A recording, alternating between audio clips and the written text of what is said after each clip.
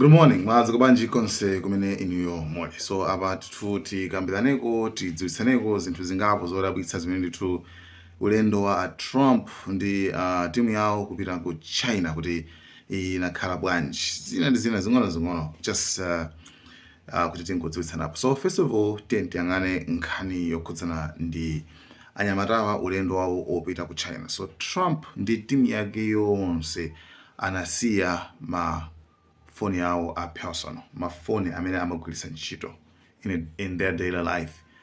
Mafoni amene wasiya ku America.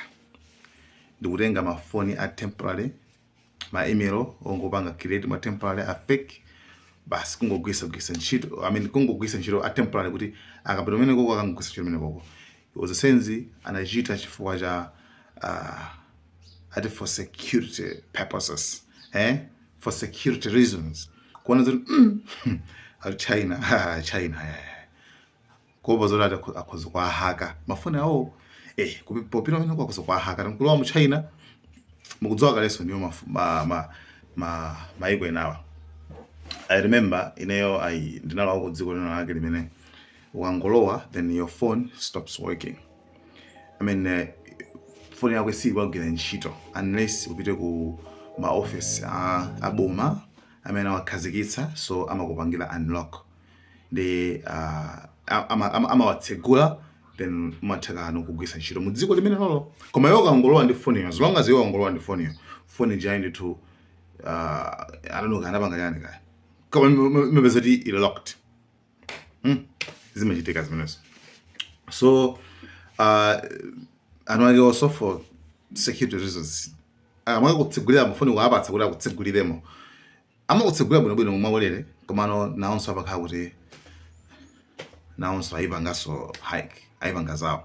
So mini kuona kuti sometimes mina kulowa mu dziko lina by just entering the country, kungolowa mu dziko monso I think nzotheka anthu kujamisa phone yako amene kuipanga check, you see. So pazifuka zimene zindithu America Trump danzano zino ndi China, so phone yawo ndithu sana linge mafoni mafoni yawo. Chinthu cha number 2, pa nthawi imene president wa dziko la China Xi pamene anayimilira kuti akapereke speech, aliyesa amakhandika personal notebook, amakhalisa amakhandika zinthu zake atha kulemba manotes nchani. Basi munthu ayimirira akapanga speech yake, basi la Trump busy kumatsegula buku lija kumaona. Sakupisa mwambo, chikhedo mulibe ma Americans. How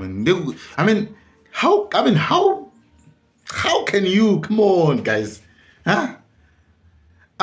buku lanza akulemba notes ukakhala busy tsegula for what? It's for person. Personal.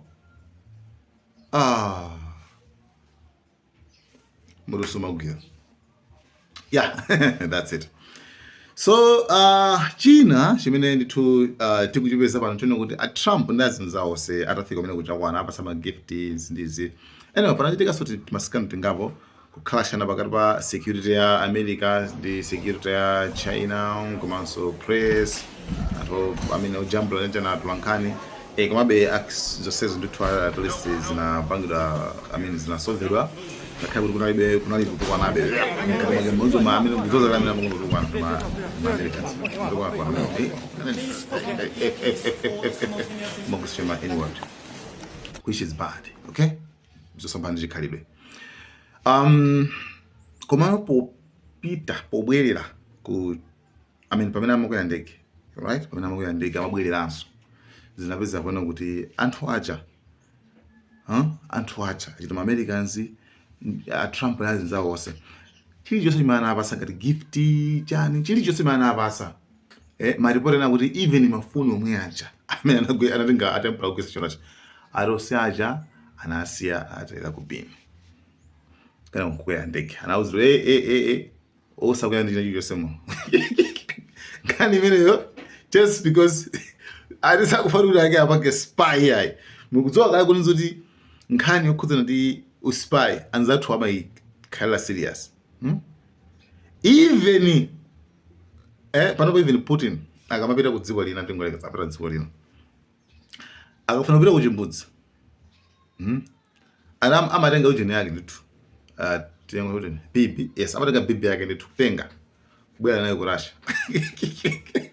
koma kuti ena yake angaitenge ndikuyiyeza ndikupeza mwina kali marindanji kachani mlimosa amponga check kopa zimene zonso. Remember kuti even bokhala kuti wakhalapo ka dani ka ma president amabaya nkupuputapo aliyolinga musalinge bo DNA pamene akhalira pacha amene zimene zawapanga anthu amene anawapanga zimene zozo, right? So anasiya zonse kumabwerera Trump nkhani imene atafunsidwa asanangoti hulu tiwapangana ma spy ka ife sitimapanga spy iwo sapanga spy. I mean, it's like but my trust issues. Like, what about the fact that China's spying in the United States? I said, well, it's one of those things because we spy like hell on them too.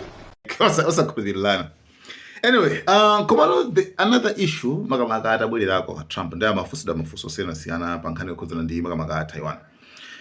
Trump aoneka zoti sana sakuyankhula ngati mmene timadziwa. Okay, Trump timadziwa bwinobwino ife ndiomenya pa dziko lonse lapansi, tili ndi zida zopsa pa dziko lonse lapansi, tili ndi asilikali strong amphamvu pa dziko lonse lapansi, palibe amene angatifikirepo. You understand? Ife timamenya kuposa lonse pa dziko lapansi. We don't need anybody. We're the strongest nation in the world. We have the strongest military by far in the world. We don't need them. Ndi speech ya Trump amene akamayankhula zokhuzana ndi anthu ena. Chabwino. Nkhani yokhuzana ndi China ndi Taiwan especially. Nkhani imene izapeza kuona kuti Trump anafunsira ndi atolankhani after abwera kutakule nkhani ya Taiwan by the way timvana pano kuti nkhani ya Taiwan ndi Iran, nkhani ya Taiwan ndi Iran akuti there is no breakthrough.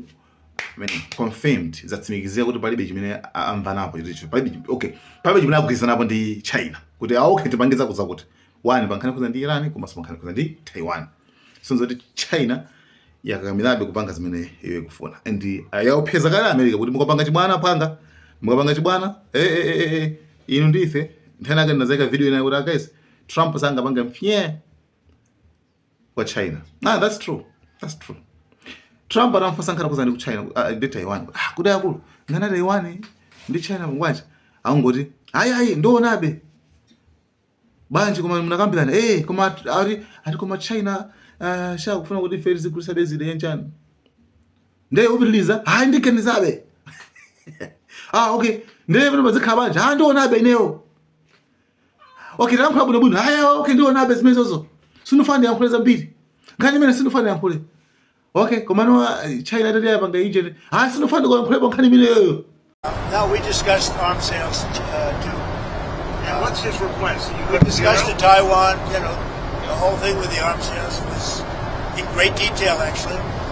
And I'll be making decisions. What was his request? But, I think the last thing we need right now is a war that's 9,500 miles away. I think that's the last thing we need. We're doing very well. Would the US defend Taiwan if it came to it? I don't want to say it. I'm not going to say that. There's only one person that knows that. You know who it is? Me. I'm the only person. That question was asked to me today by President Xi. I said, I don't talk about those. He asked you today.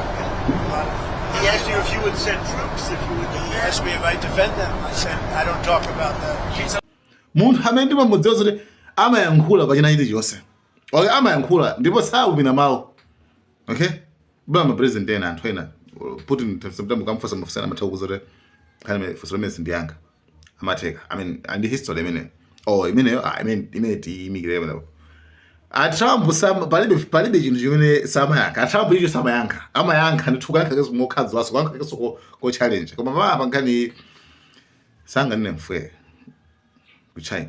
So nkhani yake yomakhala hayi basi ndimuyankhula president wa ku Taiwan yo tikambirane zinchani. Sinzoona kuti Trump sakufuna kuyibitsa ubale kamene tikuononga ubale pakati pa China komanso America. Chifukwa kudzoza awuzilala kuti muonongetsa ubale ngati murapanga zopusa za usilu zanuzo. Yeah. So now we know who is you understand. yeah munthu umafika okay umatheka kuluba njani papezeka wina wake ndithu amene amakukhazika shit so Trump ngati pali kuti amakukhazika shit ndishi president wa ku China amupanga okay president wa cool koma ozindika chimene chikuchitika ampanga control. Okay, listen up. Zimenezi kwa anthu amene munapanga za body language, okay? That's psychology. Body language, amene umatha kuzindikira za body language kuti thupi la munthu likuyankhula kuti chani. The way Trump ayendeka chikhalidwe kumapanga mona nzake like makuka anzake, ma president anzake, kumapanga ngati ana, kumakhala ngati kumapanga Koma she anapita kukampatsa moni, she anapereka moni kuti wa control. Like control kumugea bwino ndikumuyang'ana ndikumukhazika ngati ndikumuyika malo ake Trump uchayo. Not osampanga imitate. You understand? Koma kumuonesa ngati mfana ulipo.